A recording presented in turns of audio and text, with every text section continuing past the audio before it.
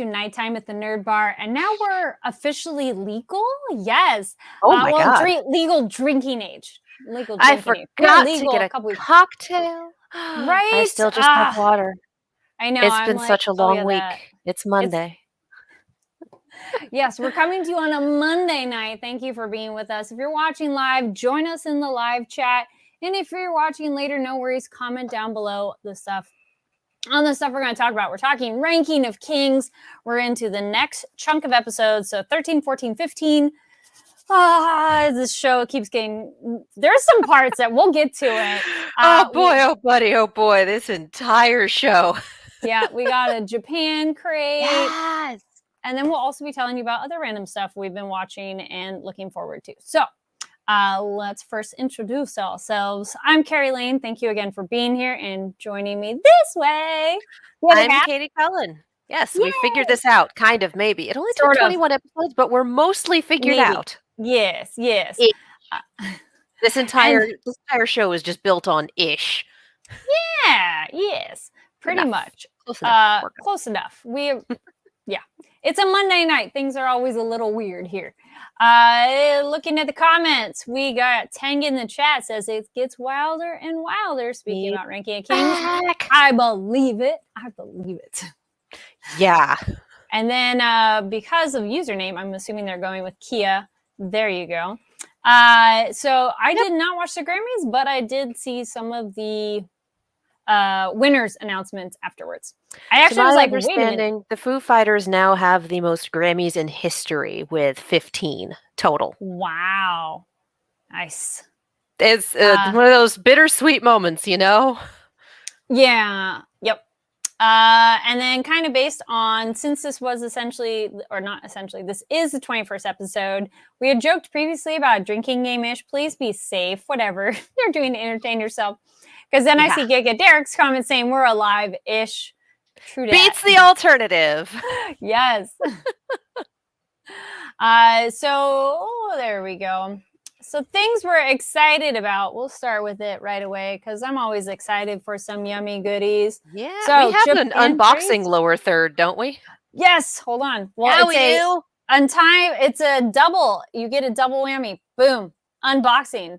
I should probably make a things we're excited about unboxing. Yes. I don't know if it'd fit though. Anyways, we do it so often on this show that we have a lower third for it. That's how you know. Yes, you need to come and check it out. We've had many yummy goodies. Boom. I was like, wait, can I see? There we go. Ooh.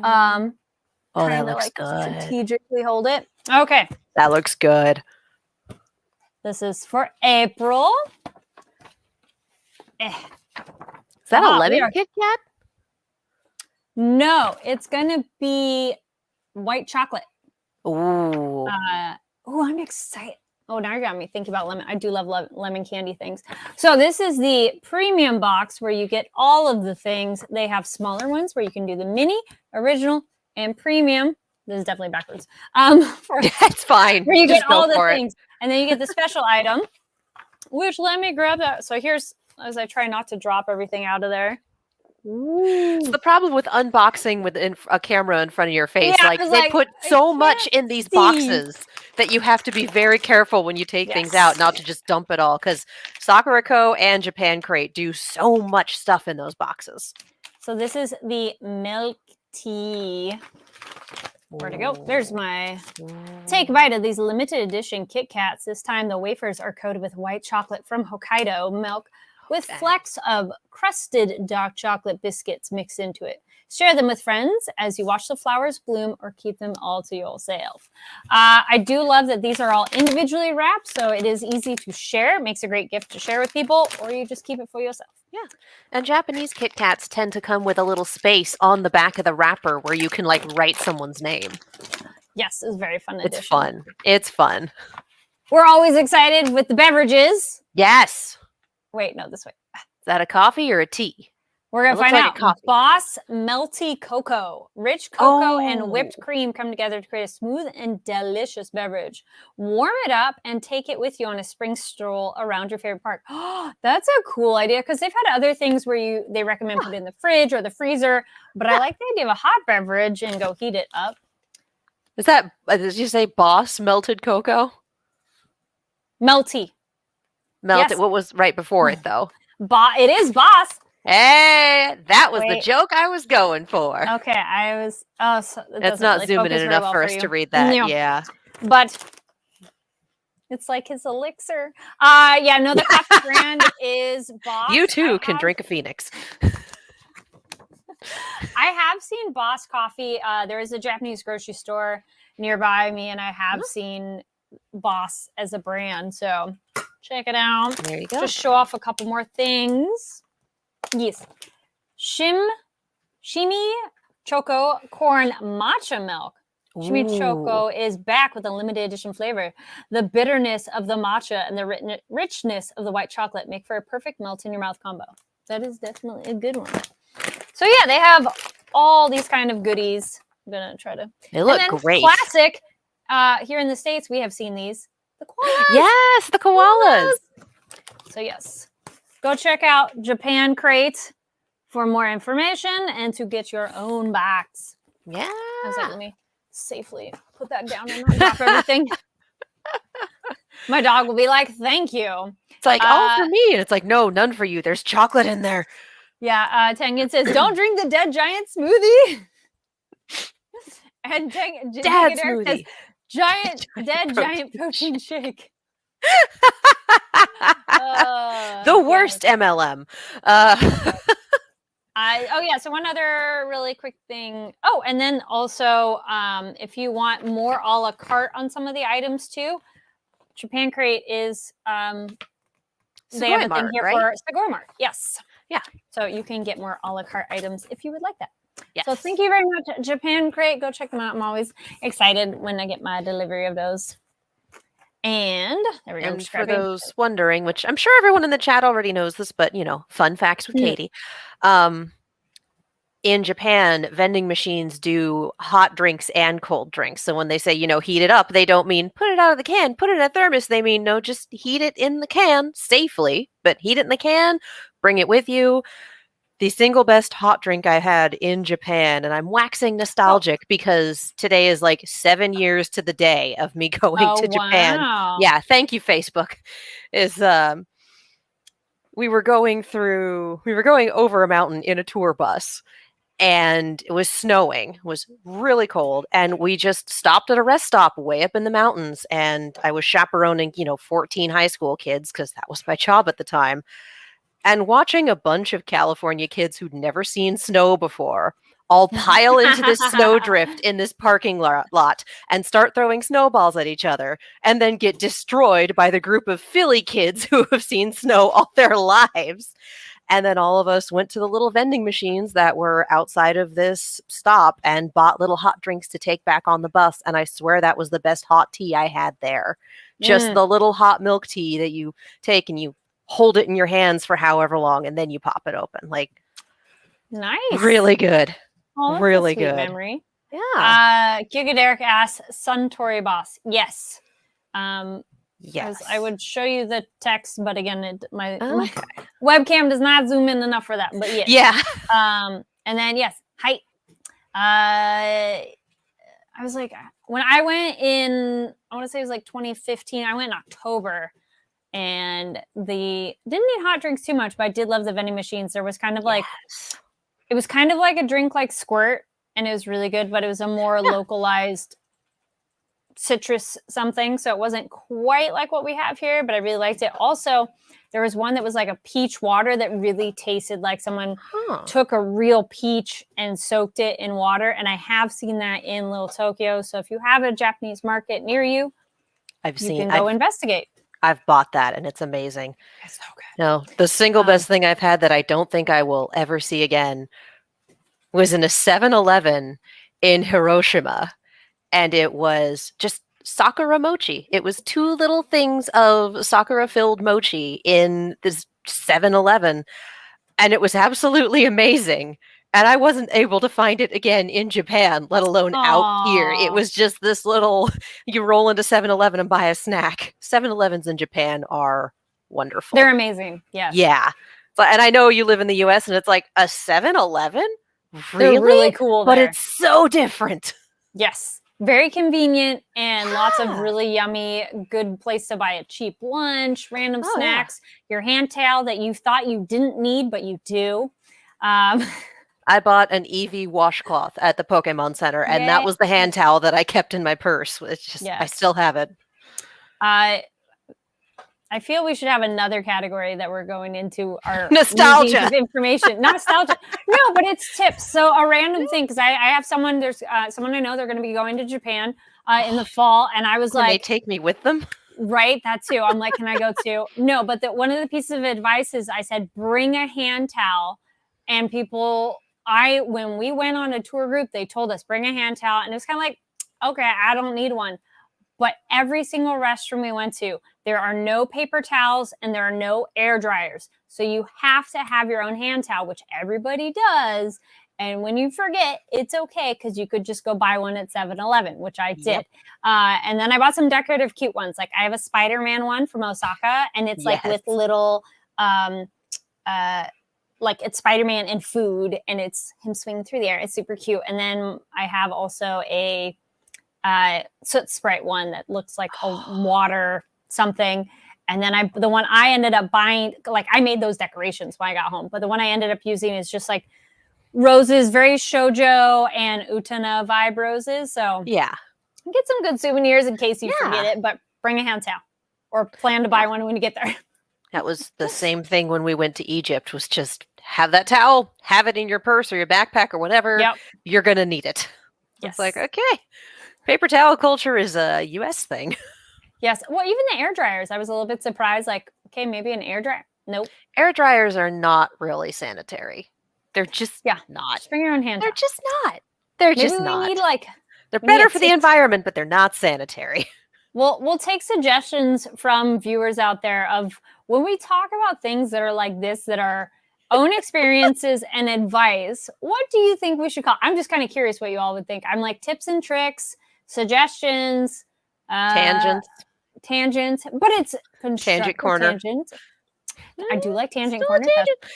No, see, tangent corner is a contradiction of terms in and of itself.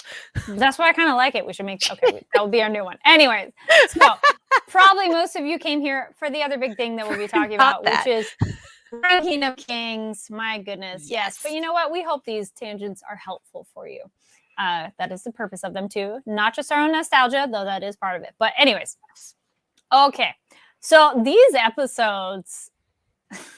Wow. There's like a couple moments that were like, WTF, which we'll get to that.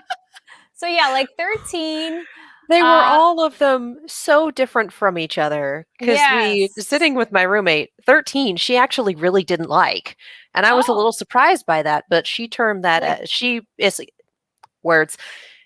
explained that as, we grew up on Dragon Ball Z.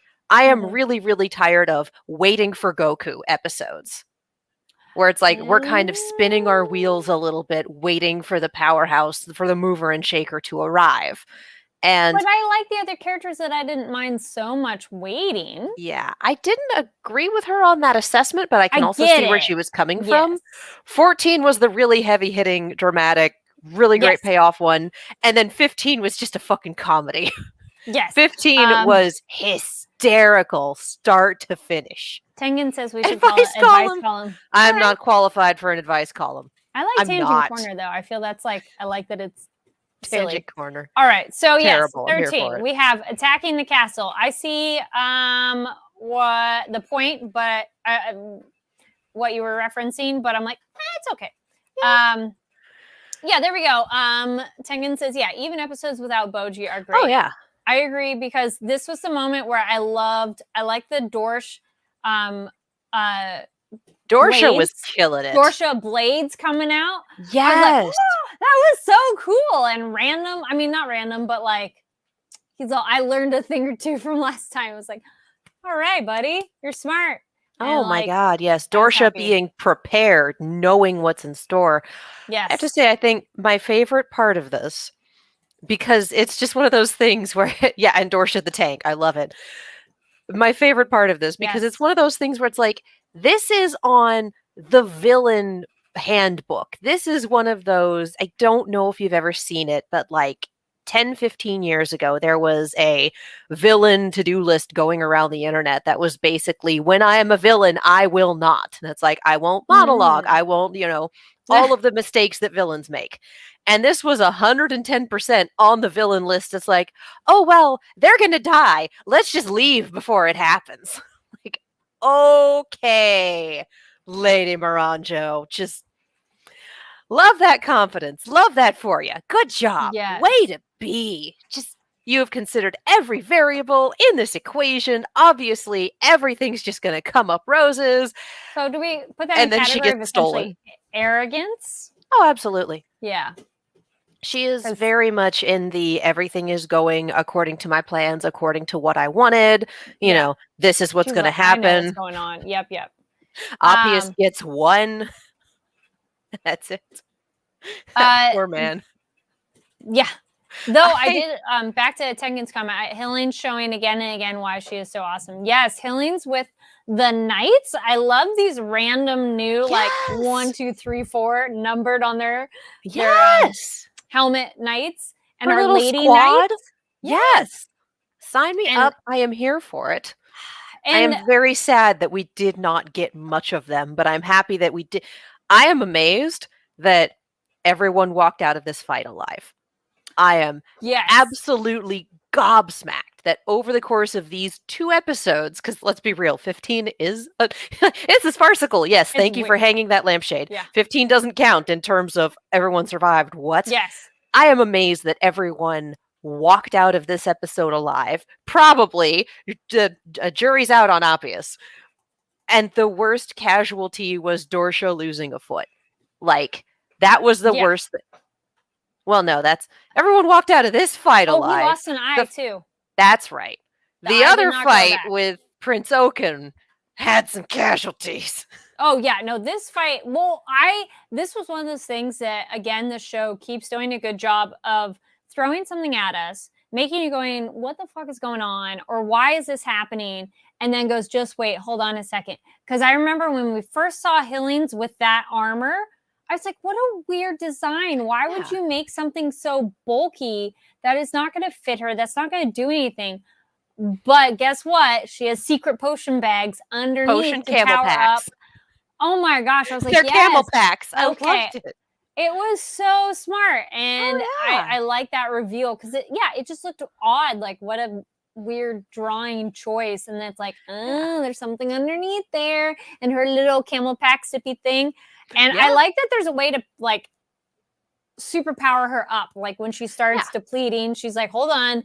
And we got to see her do more healing and, like, the flowers and plants growing too. It's like, here's the thing. I don't think she has healing magic. I think she has life magic. Okay. I was going to go similar. I think that's our... And possibly, to top it off, holy magic, if we are dealing with gods, etc., because she had that flashbang spell that really hecked up Prince Oaken. Oaken, I think is his name? Prince Oaken? Yes. The horror show, the actual frightening horror movie villain, that guy. Well, also, one fear. She's good at sensing evil energy because she's like, she mentions a couple times.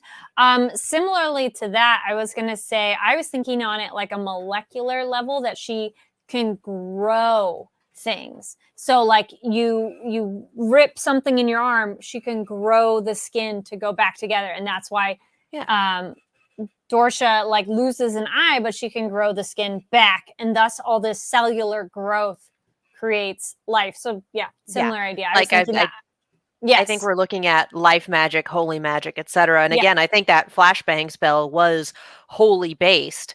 She was surprised it affected him so much. So she's like, I have theories about Prince Oaken. I have like full on pin, red circle, yarn. I have theories about Oaken and about Miranjo.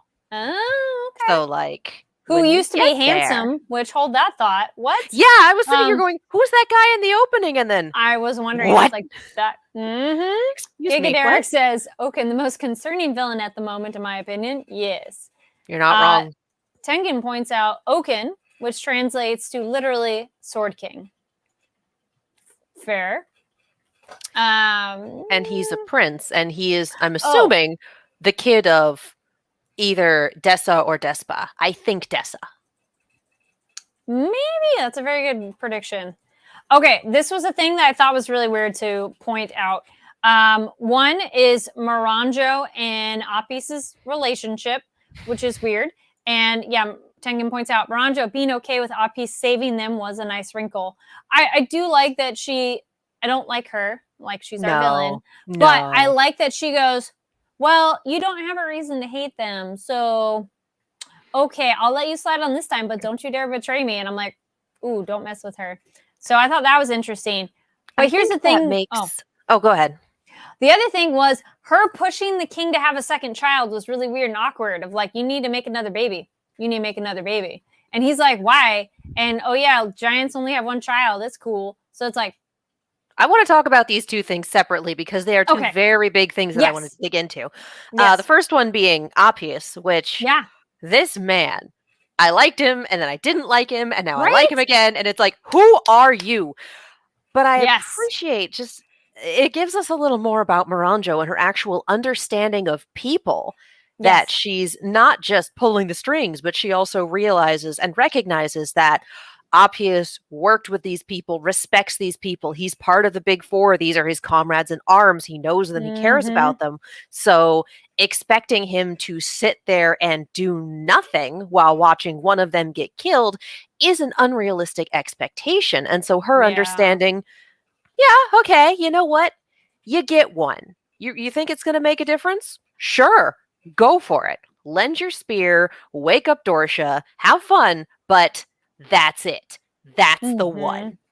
So I find that really interesting in their relationship, that she doesn't just see him as a pawn, that she understands him as a person to that extent and is willing to give him that wiggle room instead of, no, your undying loyalty is to me. How dare you?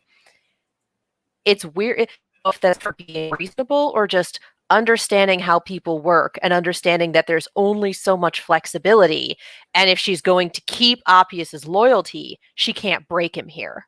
Like, I don't know if this is compassion or just an understanding of people that we don't usually see from villains like this. So she screws up one part of the villain list and is really, really good at another part. Like, who are you? What is this? I think she was just smart in playing her cards right of like, okay, I'll let this slide. And because, she understands him enough.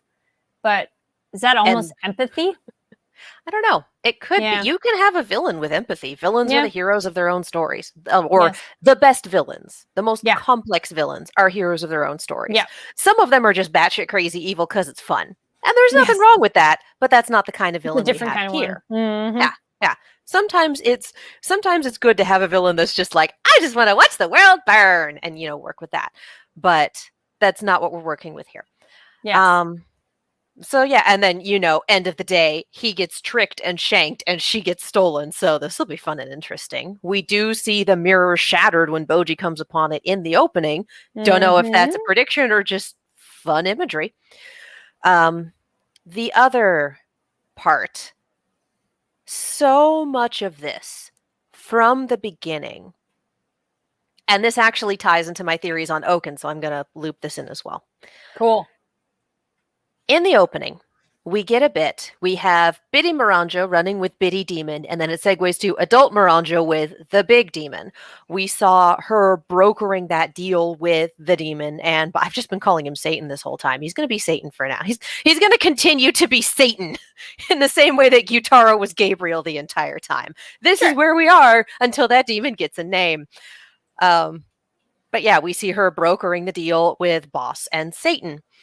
And we see through flashback, through our 4-minute vignettes strung together over a theme, because that's how the show works, how much of this was her doing. We don't know if she was the one who found the giantess that became Bojji's mother, but we do know that she's the one that found Hilling, and that Hilling came in under her recommendation, not because of her pedigree, but because of her power set. And because we did initially see Hilling in kind of like a habit, I wonder if Hilling wasn't a nun or a sister of some sort in a holy order, and that would explain the holy aligned magic. Imagery. So we see that so much of this has been Miranjo's plan from the get-go, getting Appius on her side, doing multiple kids for boss, all of this stuff. And then we also have, and this is kind of where things get a little wild, because getting into the stuff with Prince Oaken, it comes to light that he is immortal. He was made immortal. He was not born that way. And the underworld is just kind of a different place. It's not necessarily a land of the dead.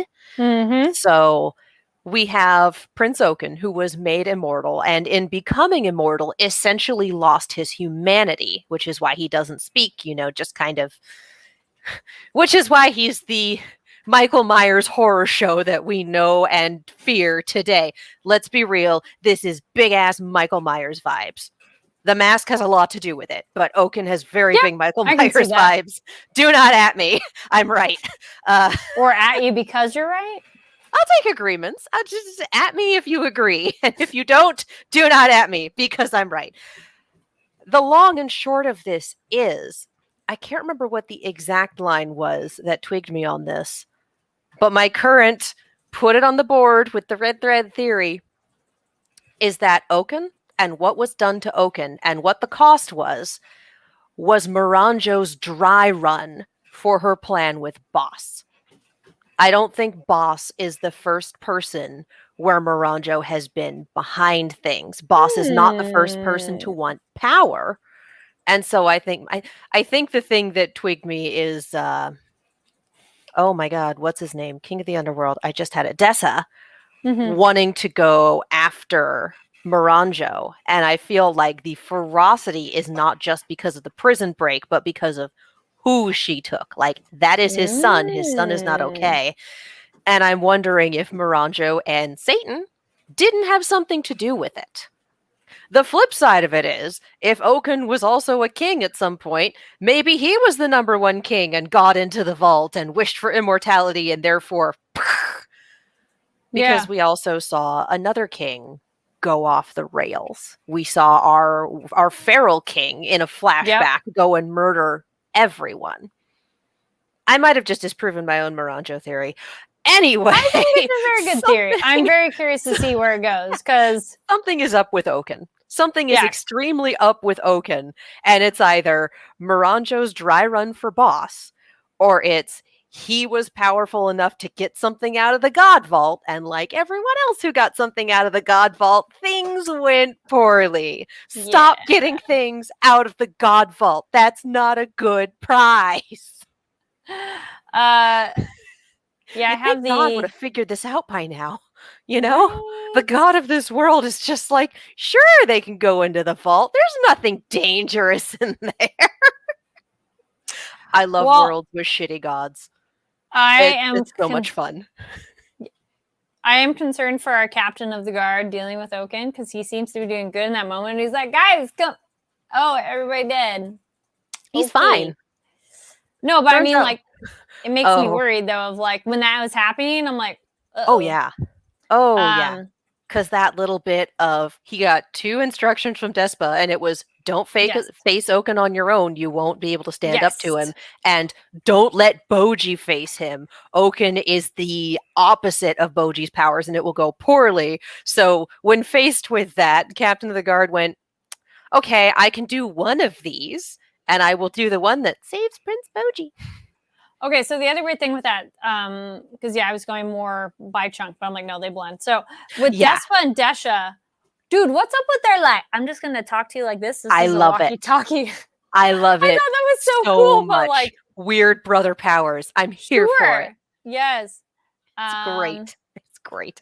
I also love that they are both powered by lightning, I guess, and able to just call lightning strikes down. And that cool. Conveniently is the way to take care of Oaken long enough to bind him up and get him back home. Tengen says, each time there's a new number one king, they probably think themselves badass enough to not go crazy like the previous. You're probably classic right. hubris. I was about to say, in your hubris. Yeah. Yeah, I like the lightning bolt that actually did something, and I like their walkie-talkie hand chit-chat. I was like, that's so cool that they could do that. Okay, so then we have our Bojji plot line. So Bojji, okay, wait, before he gets there though, I will admit, Mitsumoto, I was concerned. I was very concerned when he first died. And I was all, because this show, I believe that they could kill a major character. I'm all sure. Yeah. And I was like, you didn't want to do that. And it just went back and forth so quickly. We're winning, we're losing, we're winning, we're losing. It's going well. Wait, the bandits joined. Wait, the snakes are here. It just, the back and forth was just like, yes, I need time to breathe, and you're not going to let me do that until the ending theme. Yeah. So this leads us into 14, and I was so worried about Mitsumoto, but Hillings for the win. And oh my god! It was like, yes. And Kage also, just having hammer space potions. Like, I'm still women in these. Like, yes. And the thing is, usually when someone just pulls a magical item out of their ass, you generally go, where did you get that and how? But given that we've seen Kage just have random hammer space, and also that he has been spending so much time with Despa, why not? Why wouldn't he have a bunch of potions that he would have just had time to make while chilling in the underworld? I'll buy it. Why not? Is it unlimited like Mary Poppins bag, or a TARDIS? Is there unlimited space in there? Maybe. I wonder if it's unlimited, like not necessarily unlimited space, but has some specification. I'm thinking like D&D Bag of Holding. There is an outer limit, but it is very far out there. But also, like, if you put a living thing in there, there is no oxygen. It will die. Or if the Bag of Holding is ruptured or broken, everything that is in it is lost to the dimension where it's been stored. There's no getting it back. So I'm thinking close to unlimited, but specific rules as to what you can actually keep in there. Sure. Like, I don't think we're going to see Kage ferrying people. No. Yeah, no, I don't think that's going to happen.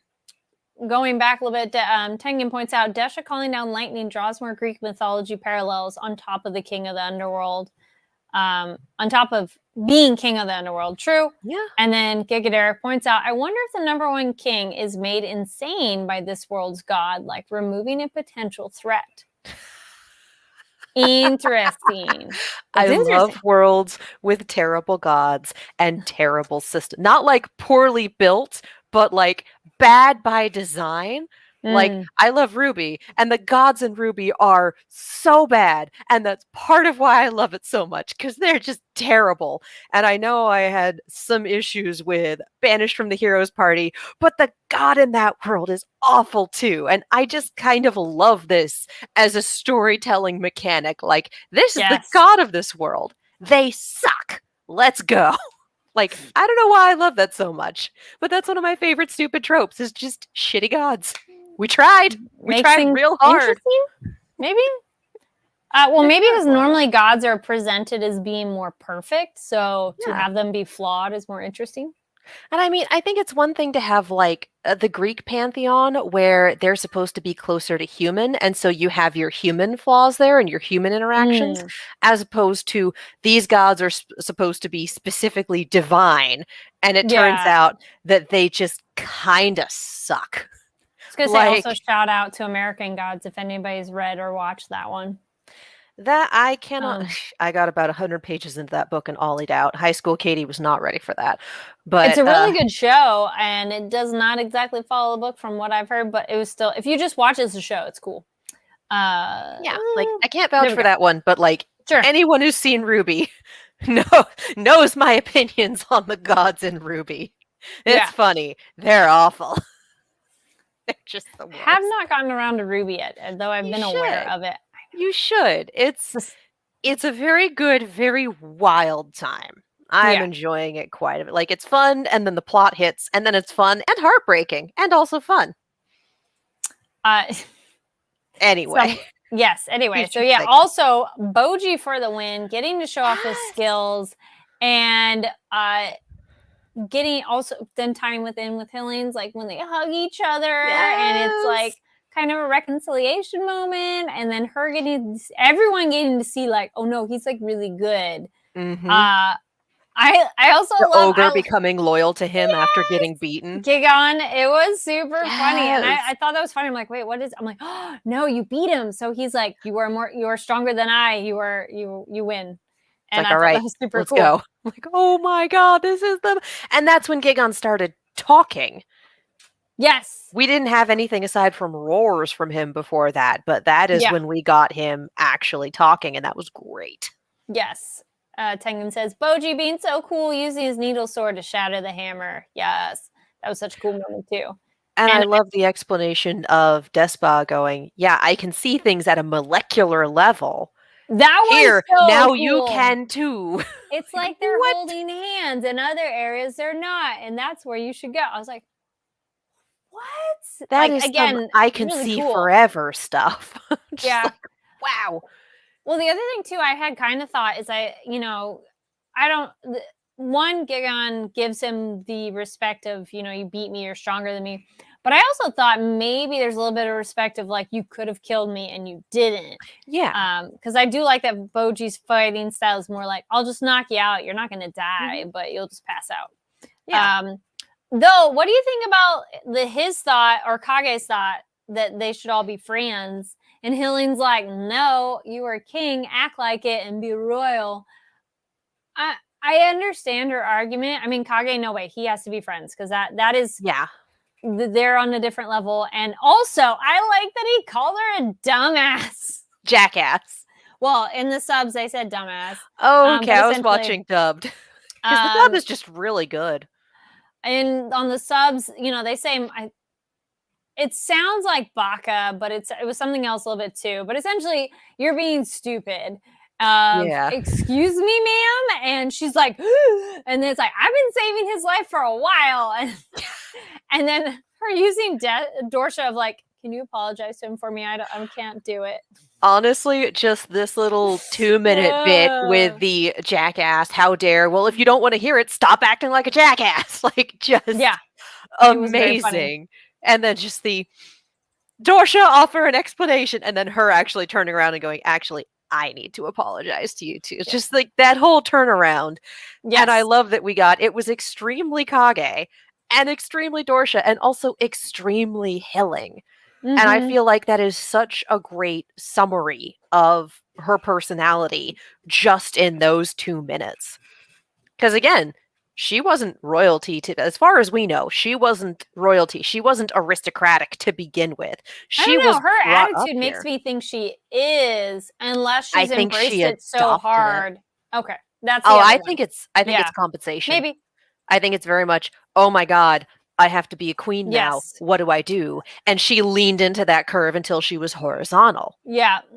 Oh, yeah, Giga Derek. Boji getting the hug from Hillings that he needed for the longest time. Yes. But also her getting that hug from him, too, I think was very important. And that was really sweet. And the revelation of, you can understand us without signing? Yeah, she's like, oh. Oh, also all the good boy doggos being okay. Or at least a lot of them.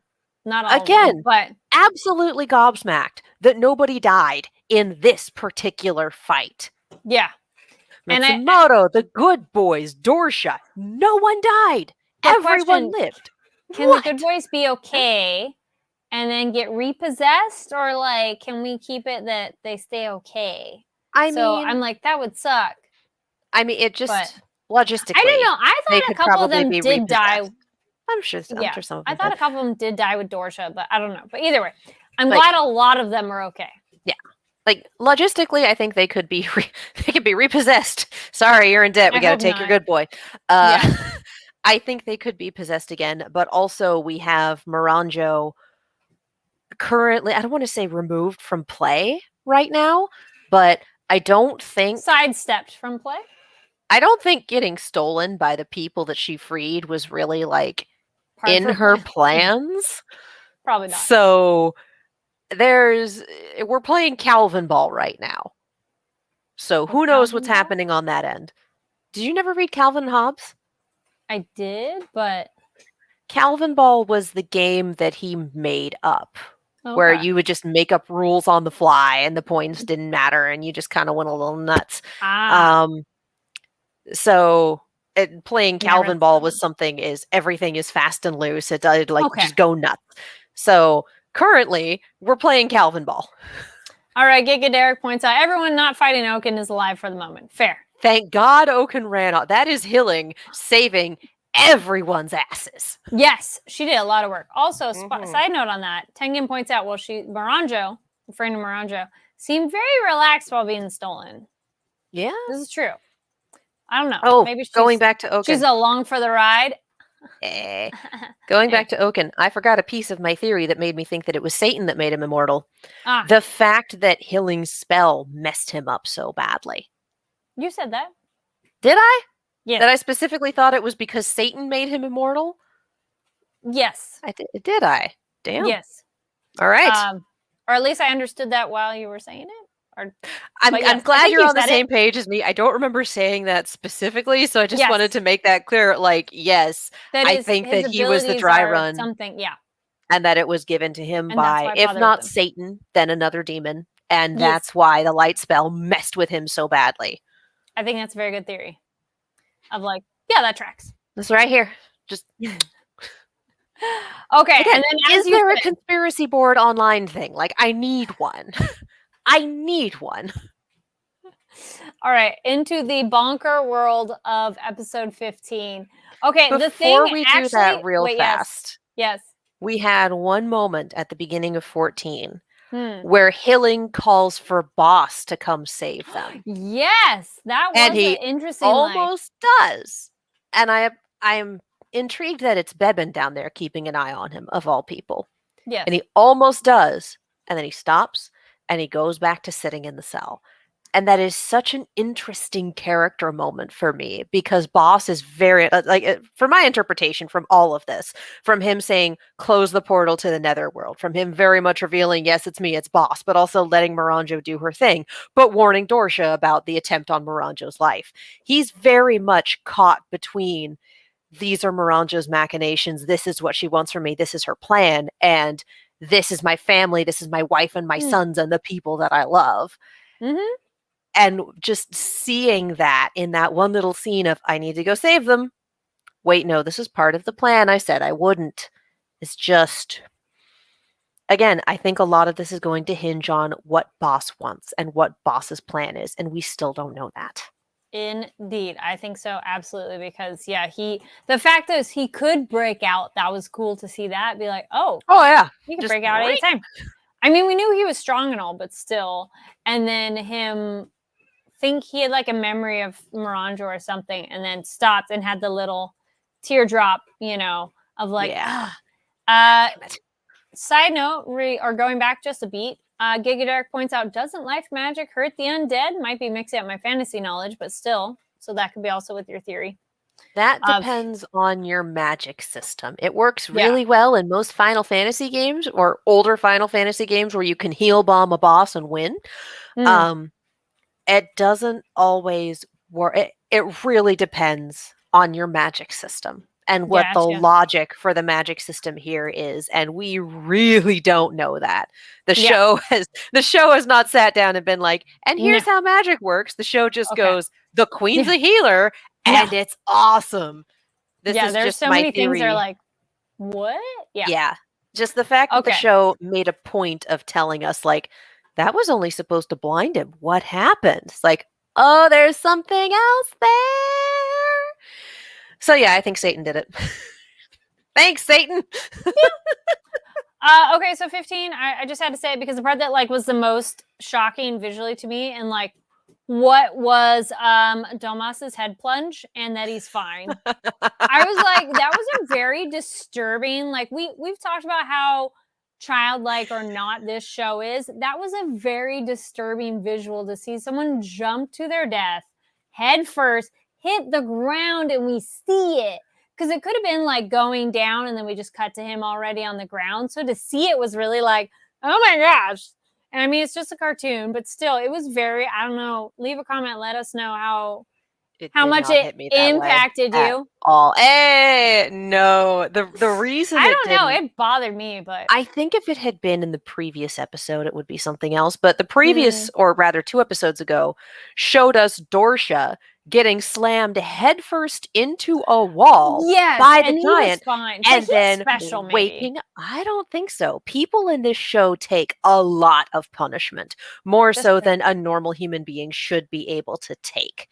So, and we've seen, like, he is one of the big 4. He's one of the strongest people in the kingdom, and he modeled himself after Boss. So we had a very dramatic episode where we saw Dorsha take a ton of cranial punishment and be fine. So to see Domas do it, and it's just like, this But I episode don't has know. been Maybe it so was stinking funny so far. There's no way that's gonna kill him. This show just showed us that people can get smacked on the head and be fine. There's no way. And then, like, 5 seconds later, because oh all the look, other he's nights fine. too. I'd go with it. Dorsha is special, like he has like special durability with his body, but the other knights got hit as well. So fine. I don't know. Maybe there's something like Bevan's Domus that was alive just after too being realistic. hella stabbed. Yeah, Like, I don't know. Maybe it's too realistic for me that I was like, ugh. Admittedly, playing someone's honorable suicide attempt for laughs is a little fucked that up. too. It was But like there's a lot about this show that's a little fucked up. Let's be real. yes. That's this is not a show. I would not angle that. This is not a Totoro crowd show. This is a Mononoke crowd show. Yes. Like, that's how much can you handle? And the answer is, please do not show this to the tiny chillins. There's No. way too much awful stuff that happens here. Like, wow. But it's weird because like they really go between showing a little bit of damage that's intense to such extremes. Like we see some blood where it's just gushing and other times where it's barely anything. So no, we did talk about Mitsumata where we were very concerned that he was dead, and yay for Healing's being okay. Healing is MVP of like all of these episodes, even the one she wasn't in. Yeah. So that Order of the Underworld and Domas running up the stairs and is like, it's cool. I can defend you from up here. I thought that was super funny. And the chief was it's over, Anakin. I have the high ground. And then he was right. Yes, and Tsubakade was just super funny as well. This like giant sword guy. Oh and God. Now he's like, I'm sorry I lost. It was this whole episode. I feel like at this point the show was like, okay, so the last 3 or 4 episodes have been really intense. And odds are after this one, the next episode and so on are also going to be really intense. So this is the show going, everyone's here? We're good? Okay, so we are going to move the plot along, but we're also going to take a breather for a minute here, okay? We're going to have some emotional hugs. We're going to have a little bit of trauma, but mostly we're just going to laugh at Domas and everyone around him a lot. He's going to get kicked in the nuts. We're going to throw a guy off a cliff. We're going to just make stupid jokes. And we're going to have the king hang a lampshade on the whole thing by calling it farcical. That's this episode. Let's go. Like, that had to have been fun to board. But yeah, just everything that happened in this episode was very, very dumb. And I loved all of it. It was the best kind of dumb. It was very fitting. Can you bring that back up again? I missed it. I was too busy talking about things being dumb. Tengen points out that was a very smart move by Domas to make them funnel in front of him instead of being surrounded on the ground. Yes. Very smart. No, I have the high ground is a meme, but you're not wrong. Yes. No, you mentioned trauma. Speaking of trauma, yes, Boji showing obvious PTSD from being betrayed by Domas. Yeah, poor. Well, it was super funny of how they went down, and I knew that was going to happen to them all. Yep. They're going to jump. They're going down. They're going down. He's like, hold on. Jigen's and I'm like, here we go. 2, 1. It was. I thought just all the good boys. On someone. I thought so too. More. I thought he was going to land on either Domas or the king. I thought he was going to land on Dessa. Yeah.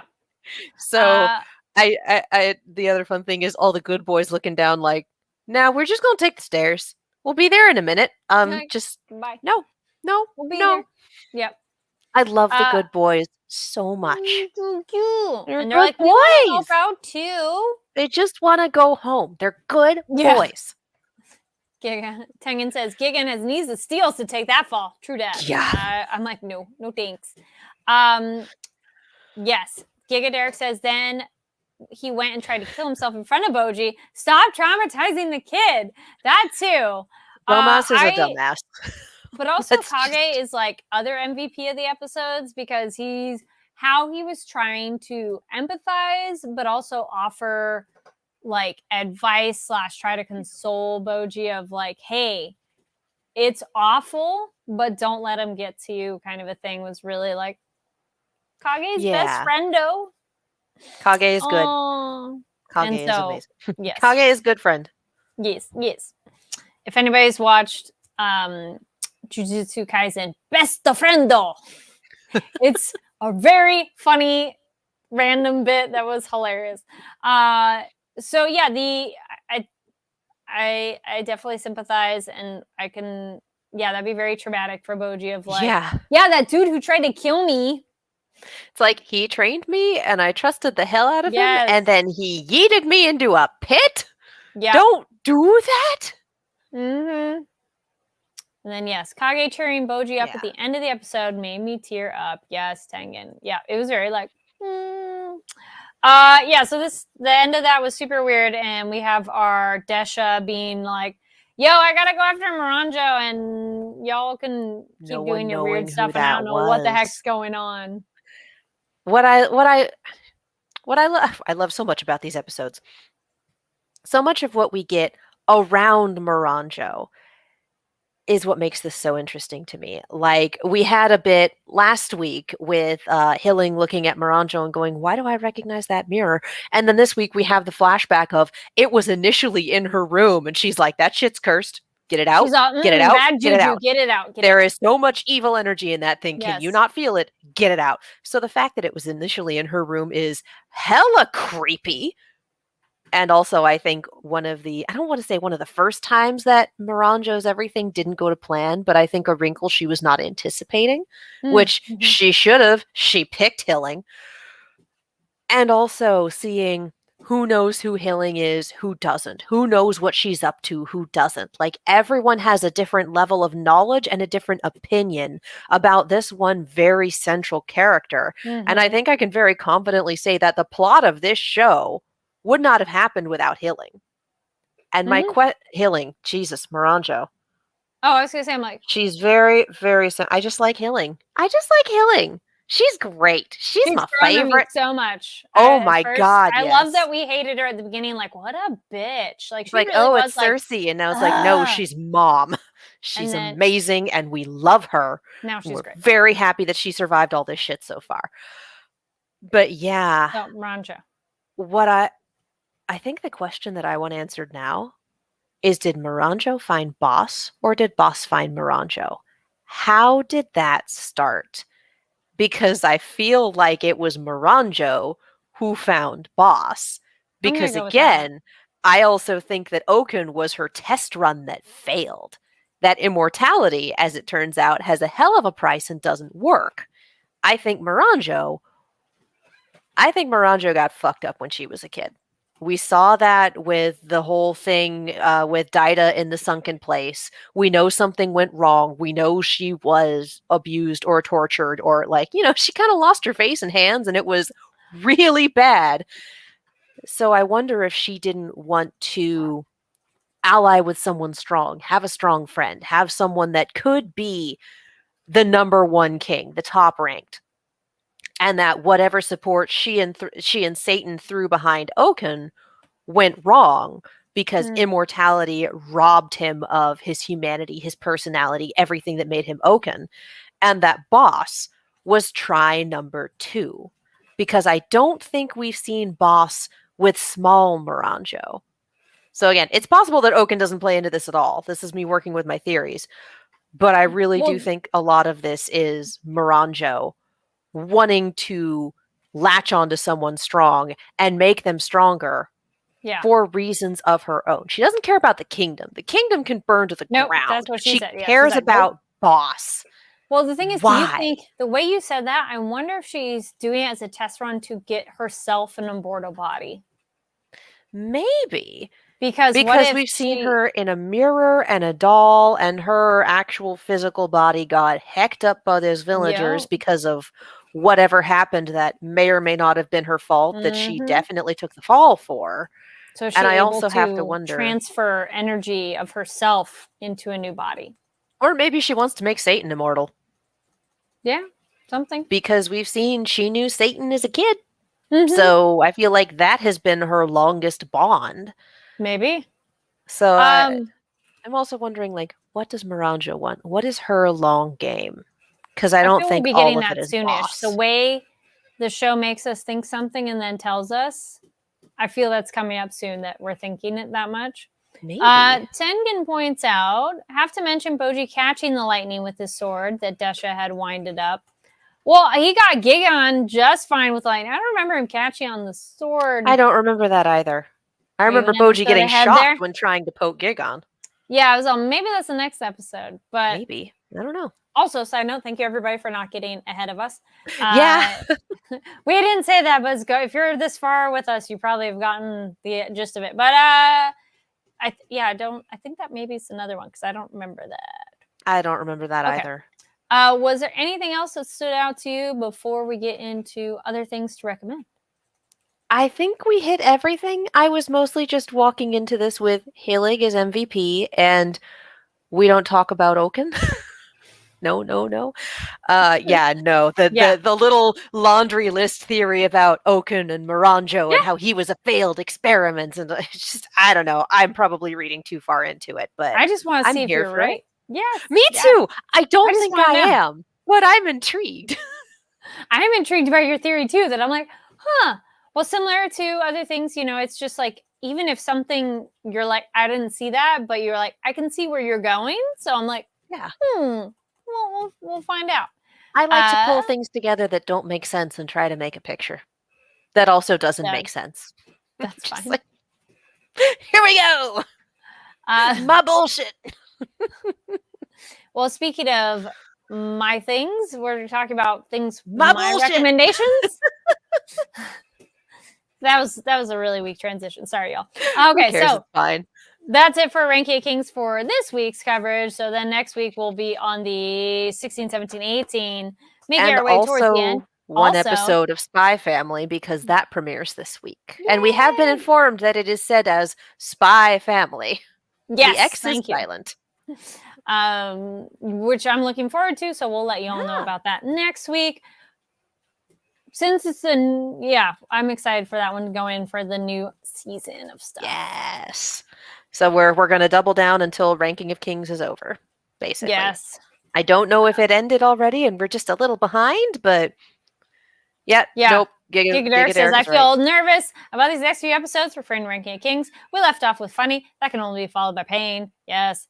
So what I'm getting from that is you also watch Slayers as younger. Yes. Slayers was very good at, here's the comedy episode, and the rest of the season, we're just going to mess you up. Yeah. Hello, Charles Darcy. I feel like the person in here. Next couple episodes are very intense. I like it. Had a breather and then back to pain. Yep. I'm not. That is how that's pacing, y'all. Yeah. Again, if you watch Slayer's 26 episode seasons, and it would be kind of up and down, and then they'd give you a straight up comedy episode around 18 or so, and then the rest of it was just like, welcome to hell. I feel that's Demon Slayer too, of like Demon Slayer hits its action a little earlier on in the season. True, but I meant like they have their moments of funny, and they just take you on a roller coaster ride that's constant. Yeah. So stuff you should check out. So these are just any random things that we've watched, read, whatnot, and recommending to you all. This week I went through and I watched Bridgerton season 2, which personally I like better than season 1. Not that season 1 is bad, but it's one of those 2 builds so much on that, and just the relationship dynamic is a little more intriguing for me in season 2. Also, the new leading ladies are stunning and gorgeous, and it's just so much fun to watch them interacting with the new family. So it is, if you're totally out of the loop, it is a more spicy show, but it's not as spicy as people make it out to be. I was like, I guess so. I mean, like, if you really want spicy, highly recommend Sense8. That's a really good show too. But it's yes, like it's Regency romance novel with some modern sensibilities in terms of what it's willing to show. Yes, and that's good. Yeah, excellent description of it. But also, if you're in Los Angeles, the Bridgerton Ball is currently going on. The Bridgerton Experience. Yes, I kind of was like, oh, I'm kind of thinking about it. I'm like, I had a friend who went. It's at the Millennium Biltmore Hotel, which I know for being where Labyrinth of Jareth is. So it is a beautiful location. It's amazing. So, you know, if you're into Bridgerton and you're in LA and you want to go, I don't know if tickets are still available. Good luck. Yeah, I don't know either, but I will admit that I wasn't sure about it before watching the season. Now, after finishing season 2, I'm like, I'm semi-contemplating going to that because it looks really cool when I've seen some pictures and video of it. But anyway. Girl, get a dress and go. It's so good. I know. I was like, or like get a suit and go. Dress up and go. That's what it is. I thought of that too. I'm like, you know what? Part of me would be down to wear a suit. But I'd want like the full dude suit of like the cummerbund. Wait, no, that's on there. Yeah. Yes. Yeah. I have a friend who does that, and she is absolutely fantastic. So nice. You have to send me links if there's pictures. Oh yeah. I was gonna say that was the main big thing. Oh, for a family-ish friendly science fiction, Adam Project's really cool. I say family friendly because it's not necessarily like for small children, but it's not, you know, all family age could probably watch and enjoy it, and it's very fun. It's Ryan Reynolds. And it's just kind of a really cool, interesting sci-fi. And yeah, that was also on Netflix. Not sponsored, but hey, Netflix, you know, if you want to reach out. But anyways, those are the two. That's a movie and then a show for you all to check out. And also making my way through Cheer season 2, which that's also an intense documentary show in a very different kind of way. But all right. Yes, Katie. Yeah, I spent enough time talking about Shitty Gods that I think it's about time I recommend it. Watch Ruby, you guys. For those of you who are completely unfamiliar with what I'm talking about, it's that anime about girls spelled RWBY, pronounced Ruby. It is made by Rooster Teeth Animation, the same people that you probably know for Red vs. Blue, because that's been going on for, Jesus Christ, it's been 20 years. 19 seasons of RVB. Oh boy, I love that show. It's nuts. They did RVB, they did Camp. If you have an HBO Go subscription, they did Genlock. They've done all sorts of great stuff. But Ruby is not the first, but one of their best known. And it starts off as kind of a magical school sort of property. Here are our 4 main girls from 4 very different walks of life. Here is this fantasy world, the world of Remnant, which is stalked by the creatures of Grimm, creatures made of darkness with exposed bone structures, which are beautiful and horrifying, and I love them. Tengen does have a question for Ruby real quick. Sorry to Here's interrupt. the thing about Ruby and its animation. The first 3 seasons of Ruby were made in Poser because Ruby was created by Monty Ohm, who I can't even remember the names of the videos he's done. He's done a number of very combat-focused videos that had absolutely beautiful choreography, and Monty was a wizard in Poser. After season 3, they moved to Maya because Poser didn't have the capabilities for everything they wanted to do. And Maya is a more robust art and animation program, and more people are trained on it and able to walk in and pick it up. So yes, the animation gets better, and the animation takes a sharp upturn after season 3 going into season 4. So my recommendation for Ruby, because this is also one of those shows that started off with episodes that were, 5 minutes long, because Rooster Teeth Animation used to have a budget of the coins you would find in the couch and a handful of Cheetos. They did not have a lot of money to start off with. So I would say for Ruby, give it 3 seasons. Each season is going to run you somewhere between 65 to maybe 120 minutes. The later ones get longer, but the later ones are also really when the plot hits. Give it some time. Give it some time to develop. give the voice actors some time to develop because some of them are brand spanking new. And it's worth the investment. There will be people who tell you to start at season 4. They are wrong. Start at the beginning. It's a very good place to start. It gives you the world building. There's so much here. And there's so much that I can't talk about because the I world don't want to. Building matters so much, and it does. And I don't want, like, I've already made the jokes about shitty gods, and you will absolutely see why in season 6, which is when they get into that particular bit of backstory. But it takes a little bit of time to get going because this was an animation project for people who had not necessarily had a project quite like this before. But when it goes, it goes. The characters are fantastic. The designs are absolutely beautiful. I love the creatures of Grimm and how absolutely terrifying they can be just on a conceptual level, let alone an execution for some of the ones you see later on down the line. Yeah. So it takes a little time to get going. I do recommend giving it 3 seasons and then going into 4. Into Master Wayne. Yeah. I will also say that in season 3, they introduce a character that is voiced by Vic. He's recast later on. I think season 6 is when they recast him because that's kind of when things came to light. So if that is off-putting for you, that is very understanding. What are your thoughts on this note? I think RWBY is getting new anime this summer by Studio Shaft, whom did Madoka Magica. Yes! It's looking like it's going to be a bit of a redo of the earlier seasons, slightly AU. We don't know. All we've seen is the trailer.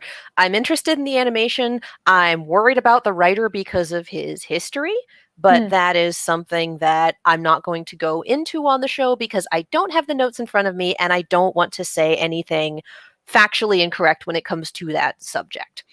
So, yeah.